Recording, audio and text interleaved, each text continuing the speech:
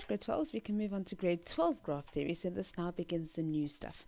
So basically, what are we going to be studying in grade 12 is two problems, and these are all about vertices and Hamiltonian circuits. So the first one we're going to be looking at is what's called the minimum connector problem.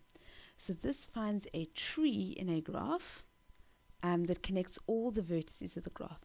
So basically, like, this is something where, for example, you would have a computer network. You don't need stuff to be able to flow backwards and forwards and make a circuit, but basically you need every single computer somehow connected in the network. And then the second thing we're going to look at is the traveling salesman problem, which involves finding the shortest path if someone needs to visit every vertex, preferably once and only once, and come back to where they came from, which is a Hamiltonian circuit. Now, it's not always possible to find a Hamiltonian circuit, and we'll do more on that later. So this video is we're starting to look at the minimum connector problem. So there's lots of context in the world where basically you don't have to be connected to every other vertex. That would be a complete graph. But there has to be some pathway between each pair of vertices. So for example, if you have a network of computers, not all computers have to be connected to each other, but there has to be a connection somehow between all of them. Another example would be a sprinkler system. Basically, each sprinkler must be connected to another sprinkler so that it's indirectly connected to the main. So when you turn on the water can flow and get to every sprinkler. Internet connectivity, there's lots of context in everyday life where you need everything to be somehow connected. So in graph theory, this would be constructing what we call a spanning tree. Now, a spanning tree ensures that there's a path between any two vertices, but there's no circuit, so that's why it's called like a tree. When it comes to the real world, basically there's costs, or there's times, or there's distances that we want to minimize. So for example, if you're setting up a sprinkler system, you might want to minimize the length of pipes because that all costs money. So if you have a look at this first graph, this would be an example of a spanning tree. So I did it in dark edges, but basically the idea would be these dark edges would be a way for every single pair of vertices is actually connected in some way via another vertex. But obviously, as you can see, there's no circuits. Now, there's actually two algorithms that we're going to look at that can find spanning trees. Now, you actually might find different spanning trees using the different algorithms, but they'll always have the same weight, and you will see this in examples. It's quite possible to find different looking trees, but then they actually have the same weight. So the first one we're going to look at is Kruskal's algorithm. Now, Kruskal's algorithm involves a couple of steps. This is my favorite, and I think K for Kruskal, I don't K for crazy, but basically K for Kruskal and K for crazy, because you just go boss. So step one basically says look at the entire graph and select the shortest edge in the graph. So if I look at this graph here, for example, the shortest edge in my graph would be NP. So that automatically gets included in the spanning tree. Next, select the next shortest edge of the remaining edges, provided it does not make a circuit. Now remember, the whole aim is not to make a circuit. So if that's 4 and that's been used, the next one is 5. Now it can be anywhere. It doesn't have to be connected to this 4. It can be anywhere. If there's more than one with the same length, so if there was another 5 here, for example, it doesn't matter which 5 you pick. You just pick one of them. And that's exactly why you can actually get different spanning trees. So basically we're going to repeat this process. Now basically 4 and 5, and I'm going to repeat this process, and the next one I see is a 6. Now why don't I use that 6? Because that 6 is actually useless to me, because it would just simply connect O and N, which would make a circuit. Now O and N are already connected via P, so that 6 is dead to me. So what I could do is I could connect Kn, which is 7, or I could connect Lm. It doesn't matter. Now basically we're going to repeat this until we have n minus 1 edges. So if the graph has n vertices, you have 1 less than that edges in the spanning tree. Now that's pretty obvious, because if you have 3 vertices, you need 2 edges to connect them, because the moment you draw on an edge, you've connected 2 of them. So you actually need n minus 1 edges. So now if I keep going, basically that is selected. I selected one of the 7s at random, and then that 7 will automatically be the next one. And so finally, my last step. Now I've done them in tables like this, just so that when you're studying, you can see what our process was. In reality, you'll see when we do an example, is they basically tell you to write down the edges in the order in which you selected them. And so we'll see how to write it out in a moment.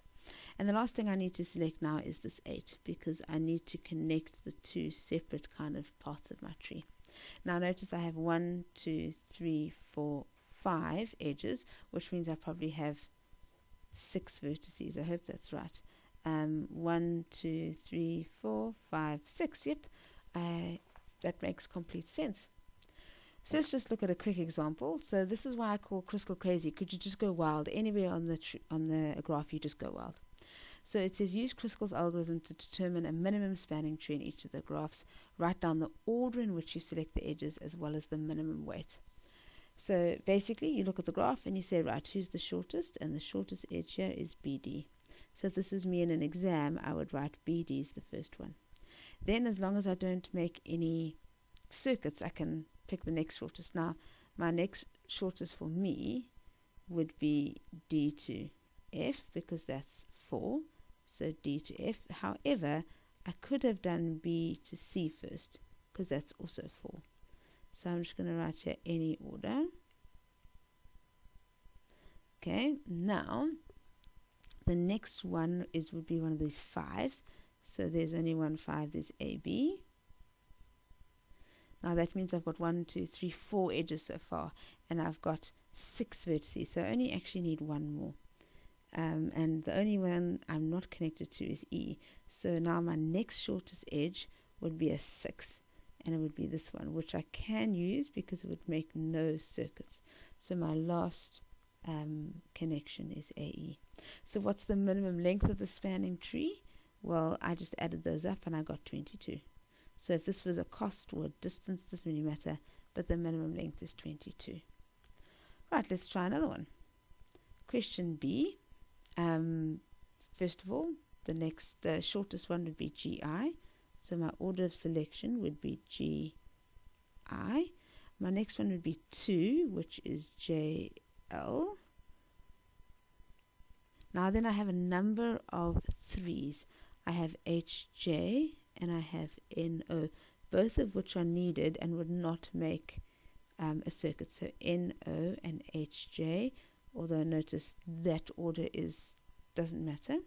Now I have a number of 4s, and I need that 4 because it doesn't make a circuit. I need that 4 because it doesn't make a circuit, and I need that 4. So again, these 3 in any order you want. So HI, KL, JM in any order you want. And lastly, this is almost all connected, and so I think I'm going to use a 5, which is MN, to connect everything. So there's no circuits, but everything is connected, and you can check how many edges you have. The length that I found here, just by adding up those particular selected edges, and I got 26. Okay, my last one. Well, if I look at the smallest, there's loads of 4s. So there's UW, there's ZW, and there's ZM. So all of that, UW, ZW, and ZM, all of those, the order wouldn't matter. Now my next shortest one is PW. No, not PW. I'm lying to you. My next shortest one is, yes, it is PW. There we go. It's a 5. So PW. That didn't make any circuits. Now notice this one is now not useful to me, because yes, it's now 6, which is next shortest, but all you do is connect two things which are already connected and make a circuit. So that one is now no longer useful to me. That one is also for the same reason no longer. This is also, I like sometimes to just cross them out so I can't see them and they can't confuse me. So who's the next shortest one would be 7, which is way out there, which is QS. After that, I would go with PR is 8. There's lots of 8s. So that's 8. This is 8. And that's 8. All of which are needed. So that's P, R, T, V, and UV. All of which are 8. So the order wouldn't matter. And I need one more to connect. Obviously, I don't need that. I don't need that. I need one last one. And I think the last one is QP, which is this 9 there. I'm pretty sure that makes everything connected. So there we go. There's QP. Now, sometimes you get confused as to, are they all connected? Well, just check. is there a colored line going to every single vertex, number one? And number two, how many edges did you select? Is it n minus 1? So when I added this up, if I did get this right, I got a length of 57. So Kruskal being crazy, as in you just go wild, pick whatever vertex, wherever it is, as long as it's the next shortest one and it doesn't make a circuit. Right. How does Prunes algorithm work? Prunes algorithm can lead to a different kind of spanning tree, but it will always have the same length as what Kruskal's. Now, Prunes, I always think Prunes is prim and proper, as in you must follow an order. So Kruskal's crazy. Anywhere on the graph, you just add in a thing until they're all connected. Prim, I always think of prim and proper. So step one basically is start with any vertex and consider it the first vertex. So consider that the starting vertex of the spanning tree. So here, for example, I've chosen K. Now, it doesn't actually matter who you start with, because eventually K has to be included, right? So surely the shortest distance to K will eventually be included. So we're going to start with K. Okay, now our first step now, after choosing one to start with, is find the shortest vertex that joins a vertex in the spanning tree already to a vertex that's not in the spanning tree yet. So you can't go crazy and go anywhere. Something that's in the spanning tree already has to connect out to something that's not. So for example, K, what is the shortest way from K to connect to something else? Now, you can't now use 4 because that was Kruskal's. You could just go crazy and go anywhere. This is from K. So the shortest way to connect to K would be Kn. So that's 7. So now Kn has already been selected. Now we're going to repeat this. So now either K or N, it doesn't have to be now N, because it's not like you're there and you have to keep going. Either one of them, what is the shortest way to connect to K and N? Well, 4 is definitely the shortest, so it's actually N to P is the next shortest. So far we've got K, we've got N, and we've got P. So now we need to look at all three of those. What is the shortest way to connect something not in the spanning tree to either K, N, or P? Now I think the 5 is now the shortest, so there we've got 5. So far we've got K, N, P, and now O. So that's 3. So we've got a little bit more work to do. Now what is the closest? Now this 6 is now dead, because yes, it's the next shortest, but all it does is connect something in the spanning tree to something in the spanning tree, which is pointless. So this is also for the same reason pointless. So basically it's a competition between 8, 10, and 9, because those are the only 3 things coming out of K, N, P, or O that could be useful to me, and it's going to be KL. So now we've got that was the first selected, then that, and now we've gone. So notice it doesn't have to go in an order, but I say it's prim and proper in that it has to be connected to something in the tree. Now the last one is I haven't connected M into the tree, and the quickest way there is via 7. And so once all the vertices are joined, I've got my minimum spanning tree. Now you would have noticed that this is exactly the same example as I used in Kruskal's algorithm, and this is exactly the same spanning tree. And so I did get exactly the same answer. So let's do a quick exercise on prims, because neither Kruskal's nor prims are particularly difficult, but the aim is we're going to use these algorithms to do something. So use Prunes algorithm to determine a minimum spanning tree in each of the following graphs. Write down the order in which you select the edges as well as the minimum weight. So starting vertex. It doesn't actually matter where you start. So let's pick one of them. So I'm going to pick a starting vertex of G. Remember, it doesn't actually matter. So there's G. Who's the closest thing to G? And that would be E. So I'm going to say GE. Now, either to G or to E, what's the closest vertex? And the closest vertex would be EB. So now B is also in the spanning tree. Now, what's the closest to either B or E or G to something which is not connected yet? And I would say it's this, which is BF, because that's 4. Okay, so 3 edges so far. So now either to connect it to G, E, B, or F, something that's not connected yet, I'll go F to A. Okay, and so we've only got 2 more edges to do. So now basically this is useless. It just connected. That's useless. This is useless. And so basically either from B or E is the only way I can get out now. So B to C would now be the next edge. So B to C, and then finally C to D. And again, there's 1, 2, 3, there's 7 vertices, and so now there's 6 edges, which makes complete sense. I added those all up, and I got a minimum weight of 26. Okay, so it really is quite easy. You just have to keep on top of if you're doing prims or crystals. So this is a bit more prim and proper. Right, starting the next one.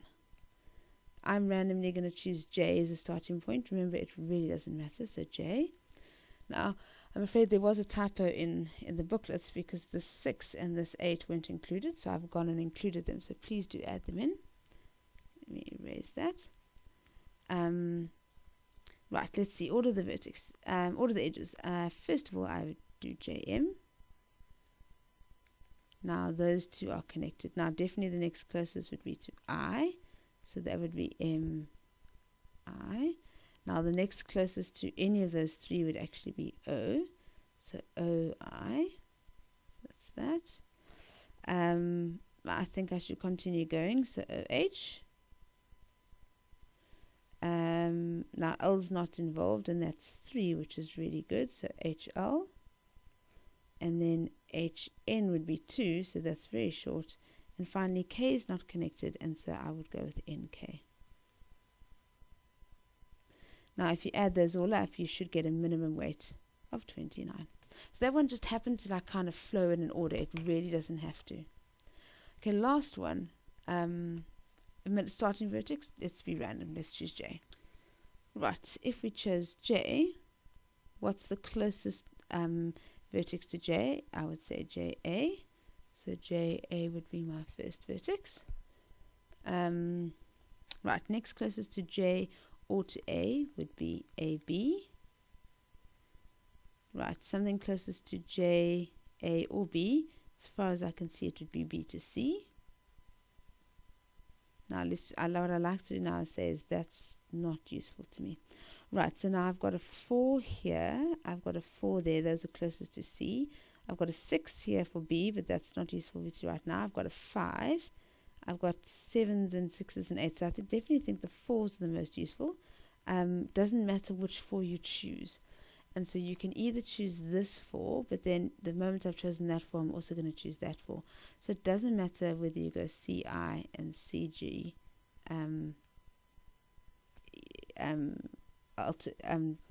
know what the word is, swapped around, it wouldn't matter. Now GF is probably the best one next, so GF. Right, now closest, definitely FH. That's pretty good. So FH. Next one would definitely be HM. And now it starts getting more and more tricky because you've got to look at what's not connected. Well, AK would definitely be working now because that's a 5. So AK. So there's lots of ones that are no longer needed. So sometimes it's helpful to go cross them out so your brain doesn't actually see them. Otherwise it tends to be all you can see. So I've got 6 to C and 6 to F and 8 to L and 7. So basically I've got 2 6s. So I've either got this 6 I think left to go or this 6, and it doesn't matter which 6 you would use first. So I don't know, CD and then EF doesn't actually matter. And that means almost everything is connected. The only thing that's not connected is L. Now this is exactly where you could get different spanning trees, because do I now connect via that 7 or that 7? It really doesn't matter, because as long as you get the same weight, which you would either way, no one cares which one you build. It's all about cost or length, etc. So basically I chose JL, but I could have chosen LM. So it takes a bit of time with graphs that get bigger and bigger and bigger. Now if I add those all up, as far as I know, I get a minimum weight of 47. Great, now that's the first problem done. Grade 12 graph theory is actually quite short because that's the idea of the minimum connector problem. Now the minimum connector problem basically helps us in the traveling salesman problem. So this is almost like a means to an end. Yes, it's useful in computing, and spanning trees have wonderful uses, but they're going to help us in the next section as well. So personally, if I'm ever asked, I choose crystals because I don't have to keep track of a million things then. I just basically just go crazy all over the graph until everything's connected at random. So I'm a crystals fan, but you can use either one if you're given the option. Otherwise, I'm afraid you have to use the algorithm that they specify. Cool. Well done.